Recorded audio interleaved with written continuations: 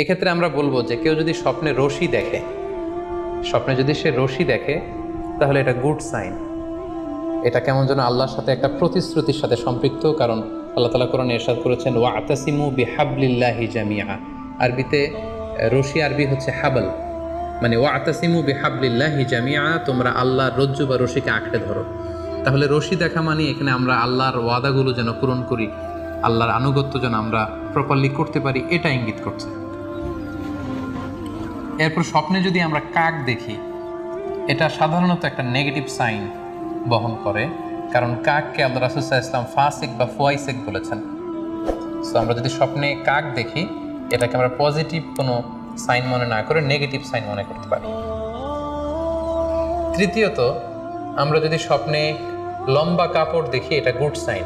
কারো গায়ে যদি লম্বা জামা থাকে তাহলে এটা গুড সাইন, আর খাটো জামা থাকলে সাধারণত এটা নেগেটিভ সাইন। এক্ষেত্রে আমরা সহিহ বুখারীর একটি হাদিসকে উল্লেখ করতে পারি। আল্লাহর হাবিব সাল্লাল্লাহু আলাইহি ওয়াসাল্লাম বলেছেন যে আমার সামনে অনেক মানুষকে পেশ করা হলো, তাদের কারো জামা নাভি পর্যন্ত, কারো জামা হাঁটু পর্যন্ত, কারো জামা পা পর্যন্ত। আর সেক্ষেত্রে ওমরে ফারুককে দেখলাম যে এত লম্বা জামা পরে সে হেঁটে যাচ্ছে, সে তার জামা টেনে টেনে নিয়ে যাচ্ছে। তো সাহাবারা বললেন মা আউয়ালতাহু ইয়া রাসূলুল্লাহ, হে আল্লাহর রাসূল, আপনার এই স্বপ্ন থেকে আপনি কি বোঝাতে চাইলেন? আল্লাহ রাসূল সাল্লাল্লাহু আলাইহি ওয়াসাল্লাম বললেন আউয়ালতুহু আদ-দীন, এটা দ্বারা আমি দ্বীনদারি বোঝাতে চাইলাম। অর্থাৎ যার জামা লম্বা তার মানে তার তাকওয়া বেশি বা তার দ্বীনদারি বেশি। আর স্বপ্নে যদি কারো জামা খুব ছোট খাটো বা জামাহীন অবস্থায় কাউকে দেখা হয়, এটা সাধারণত তার দ্বীনদারি কমে যাচ্ছে বা তার তাকওয়া is decreasing day after day, এটার একটা সাইন বহন করে। পাশাপাশি দুধ, স্বপ্নে যদি কেউ দেখে সে দুধ খাচ্ছে, এটা একটা ভালো সাইন।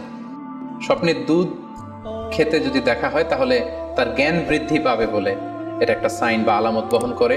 সেক্ষেত্রেও আমরা বুখারীর একটা হাদিস উল্লেখ করতে পারি, যেখানে আল্লাহ রাসূল সাল্লাল্লাহু আলাইহি ওয়াসাল্লাম একটা স্বপ্নের কথা সাহাবাদেরকে শেয়ার করছিলেন। তিনি বললেন যে আমাকে এক বাটি দুধ দেয়া হলো, আমি সেখান থেকে দুধ খেলাম, তারপর দেখলাম যে আমার আঙ্গুল থেকে দুধ বের হচ্ছে, আর সেখানে যে অবশিষ্ট দুধ রয়ে গেল সেটা আমি ওমরে ফারুকের মুখে দিলাম। ওমরে ফারুক সেই অবশিষ্ট দুধটা খেলো।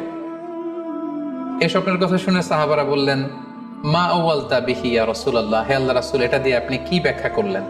ফামা আউয়ালতাহু ইয়া রাসূলুল্লাহ, আল্লাহ রাসূল সাল্লাল্লাহু আলাইহি ওয়াসাল্লাম বললেন আল ইলম, এটা দিয়ে আমি জ্ঞানের ব্যাখ্যা করেছি।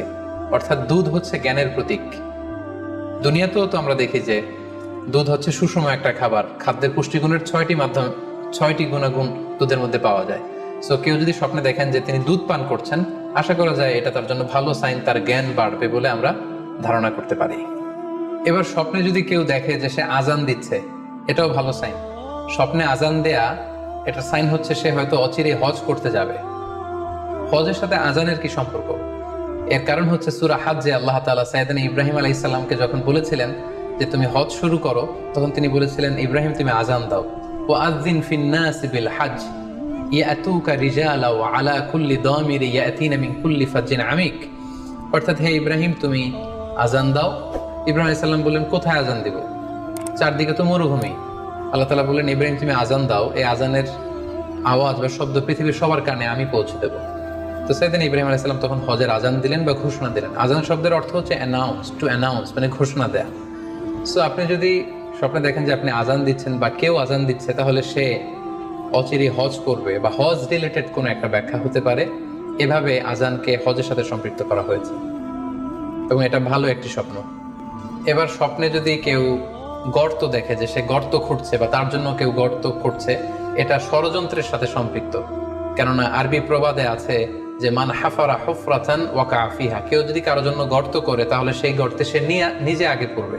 তাহলে গর্ত করা মানে অনেকটা কারো বিরুদ্ধে শত্রুতা করা বা ষড়যন্ত্র করার একটা চিহ্ন বহন করে।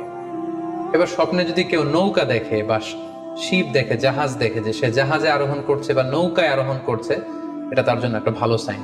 সে কোনো বিপদ থেকে মুক্তি পাবে বলে ধারণা করা যেতে পারে। কারণ সূরা আনকাবুতের 15 নম্বর আয়াতে আল্লাহ বলছেন ফাআনজাইনাহু ওয়া আসহাবাস সাফিনাতি ওয়া জাআলনাহা আয়াতাল লিল আলামিন। অর্থাৎ আমি নূহ আলাইহিস সালাম এবং তার সাথের ঈমানদার সবাইকে আমি এই নৌকায় উঠিয়েছি এবং মহাপ্লাবন থেকে তাদেরকে আমি বাঁচিয়েছি। আর এই মহাপ্লাবনকে আমি গোটা বিশ্বের জন্য একটা নিদর্শন করে রেখেছি। সো নৌকায় ওঠা বা জাহাজে ওঠা, কোনো শিপে বা লঞ্চে ওঠা, এটা আপনি বিপদ থেকে মুক্তি পাবেন, and you are in the safe zone, এই ধরনের একটা ইঙ্গিত বহন করে। ইমাম মুহাম্মদ ইবনে সিরিনের কাছে এক লোক এসে বলল যে, ইমাম, রাআইতু কাআন্নী আহরুসু আরদান লা তুমবিত।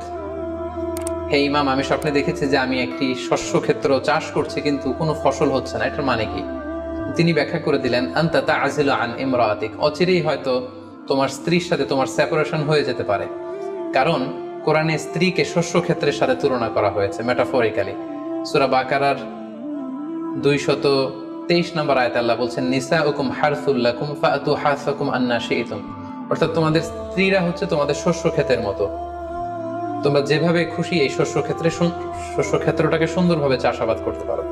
তাহলে শস্য ক্ষেতের সাথে বা ক্রপ ল্যান্ডসের সাথে আপনার স্ত্রীর সাথে সম্পর্ক হওয়া বা সেপারেশন হওয়া, এইভাবে ইঙ্গিত নেওয়া যেতে পারে।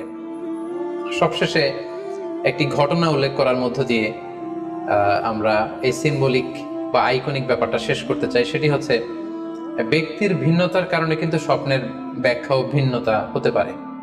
ব্যক্তি ভিন্নতার কারণে স্বপ্নের ব্যাখ্যাও ভিন্ন হবে। একই স্বপ্ন দুইজন লোক দেখলো, দুইজনের স্বপ্নের ব্যাখ্যা কিন্তু দুরকম হতে পারে।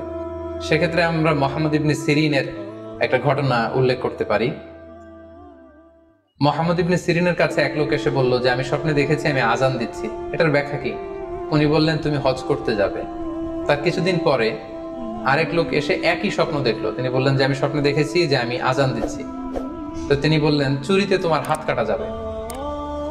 তো ওনার ছাত্ররা দুইজন লোকের কাছে দুই ধরনের উত্তর দেওয়ার কারণে অবাক হয়ে জিজ্ঞেস করলেন যে, হে ইমাম, একই স্বপ্ন দুইজন দেখলো কিন্তু আপনি এক একজনকে এক এক উত্তর কেন দিলেন? তো তিনি বললেন যে, এই দুজনকে আমি চিনি এবং তাদের ব্যক্তিগত জীবন সম্পর্কে আমি জানি। সো তাদের জীবন আচরণ, তাদের ব্যক্তিত্বের কারণে আমি দুই ধরনের ব্যাখ্যা করেছি। প্রথম জনের ব্যাখ্যা করেছি আমি সূরা হজের আলোকে, কারণ সূরা হজে আল্লাহ ইব্রাহিম আলাইহিস সালামকে বলেছেন, ওয়াযিন ফিন-নাস বিল হজ, তুমি মানুষের মাঝে হজের জন্য আজান দাও, ঘোষণা দাও। সো সেই লোকটি আজান দিয়েছে, তার মানে আশা করা যায় সে হজে যাবে। আর দ্বিতীয় লোকটির স্বপ্নের ব্যাখ্যা আমি করেছি সূরা ইউসুফের আলোকে। সূরা ইউসুফে একটি আয়াত আছে, সুম্মা আযানা মুআযযিনুন আইয়াতুহাল আইর ইন্নাকুম লাসারিকুন। অর্থাৎ মিশরের কিং এর একটি পানপাত্র চুরি হয়ে গিয়েছিল। ইউসুফ আলাইহিস সালাম ইচ্ছা করে সেটা তার ভাই ইয়ামিনের খাদ্যের প্যাকেটের ভেতরে ঢুকিয়ে দিয়েছিলেন। আর তখন সেখানকার স্টাফরা বা সৈনিকেরা আজান দিয়েছিল, মানে ঘোষণা দিয়ে বলেছিল, হে ক্যারাভান, হে কাফেলার লোকেরা, তোমরা চুরি করেছো। তো তিনি মুহাম্মদ ইবনে সিরিন বললেন যে, দ্বিতীয় লোকটার ব্যাপারে আমি জানি, সে আসলে অসাধু একজন লোক এবং তার ক্ষেত্রে সে স্বপ্নে যেহেতু আজান দিতে দেখেছে, সে কখনো হজে যাবে না, বরং সূরা ইউসুফের আলোকে চুরিতে তার হাত কাটা যাবে। তো এভাবে আমরা কোরআন সুন্নাহর আলোকে বা স্কলারদের যে অভিব্যক্তি, সেগুলোর আলোকে স্বপ্নের মধ্যে থেকে যেগুলো সিম্বলিক, আইকনিক, যেগুলো ইঙ্গিতবহ, এগুলোর ব্যাখ্যা আমরা এভাবে করতে পারি।